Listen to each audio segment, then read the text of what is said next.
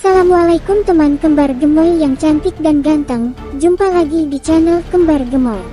Semoga kita semua selalu dalam lindungan Allah dan diberikan kesehatan. Kali ini kita akan membahas tonggak sejarah Indonesia yang berada di Surabaya, di mana perlawanan arek-arek Surabaya mengusir penjajah dari tanah Indonesia pada tanggal 10 November tahun 1945, di mana ditetapkan pada hari bersejarah itu adalah Hari Pahlawan Nasional Indonesia yang diperingati oleh semua rakyat Indonesia.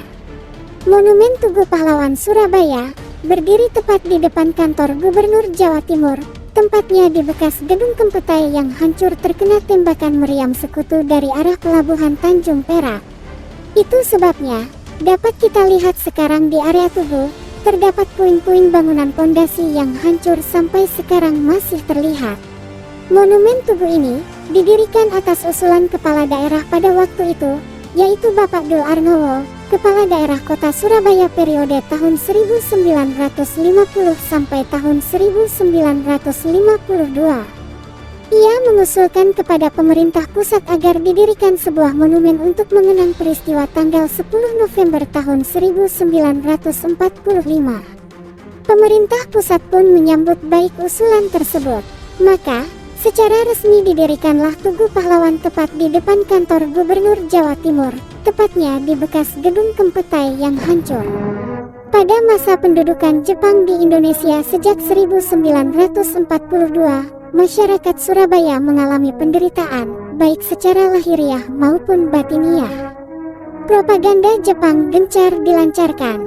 Tokoh-tokoh Indonesia yang dianggap mencurigakan akan ditangkap dan disiksa oleh Kempetai pada saat itu polisi militernya Jepang. Setelah Indonesia merdeka pada tanggal 17 Agustus tahun 1945, rakyat Surabaya masih melawan sisa-sisa serdadu Jepang. Bendera Jepang diturunkan dan diganti dengan bendera merah putih. Kurang lebih sebulan setelah proklamasi kemerdekaan, Sekutu, yang baru saja memenangkan Perang Dunia Kedua dengan mengalahkan Jepang, masuk ke Indonesia.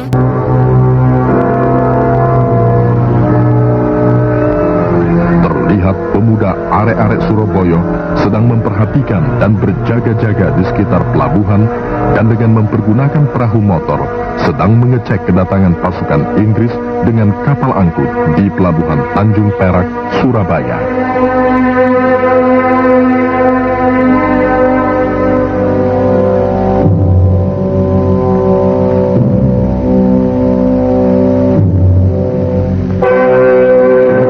Kedatangan pasukan Sekutu itu ternyata diboncengi oleh serdadu Belanda dengan kedok Nika atau Netherlands Indies Civil Administration.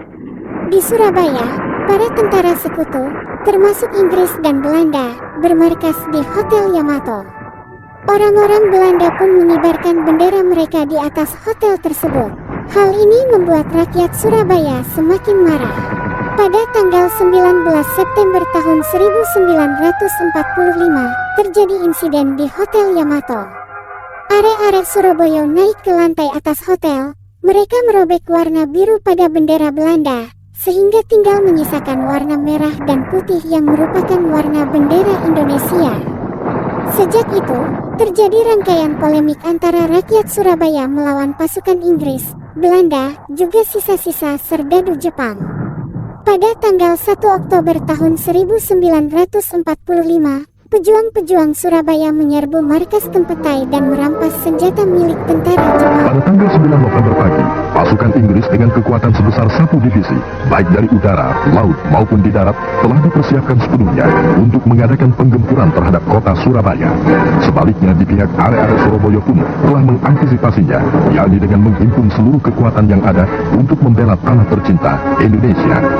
Panser mulai menyebarkan pamflet yang isinya menyerukan agar rakyat Surabaya menyerahkan semua senjata kepada pasukan Inggris selambat-lambatnya pukul 6 pagi pada tanggal 10 November 1945. Namun ultimatum tersebut dianggap sepi oleh rakyat Surabaya.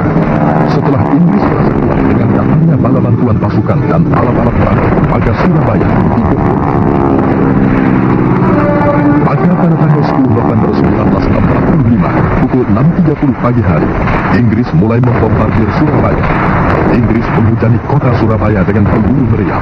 Sementara dari udara, pesawat-pesawat Mosquito dan Spitfire Inggris menjatuhkan bom-bomnya di tanah Surabaya.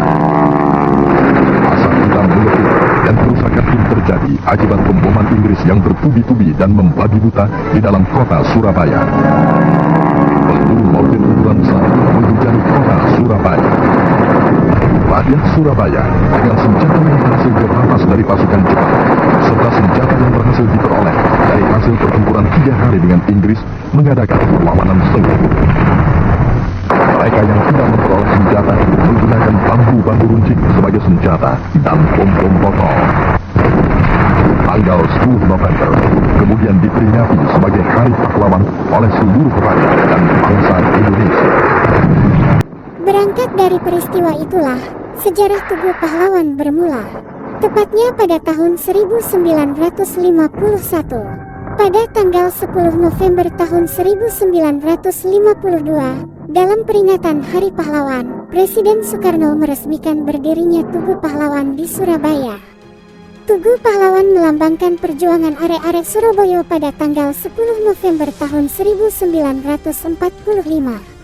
Tugu Pahlawan dibangun dengan tinggi 41,15 meter, berbentuk lingga atau paku terbalik. Tubuh monumen berbentuk lengkungan-lengkungan atau canalures sebanyak 10 lengkungan dan terbagi atas 11 ruas. Tinggi, ruas, dan canalures tersebut mengandung makna tanggal 10, bulan 11, tahun 1945. Selain Tugu Pahlawan, terdapat puluhan tugu dan patung yang dibangun di atas kawasan yang menjadi titik-titik pertempuran arek-arek Surabaya melawan. Area tersebut kemudian ditetapkan sebagai Museum Tugu Pahlawan Surabaya. Support terus channel Kembar Gemoy. Dan jangan lupa subscribe, like, dan komen ya teman-teman. Agar kami semangat membuat cerita-cerita yang lainnya. Terima kasih sudah menonton. Jangan lupa belajar ya, jangan main HP terus, hehehe. Wassalamualaikum warahmatullahi wabarakatuh. Sampai jumpa di video selanjutnya.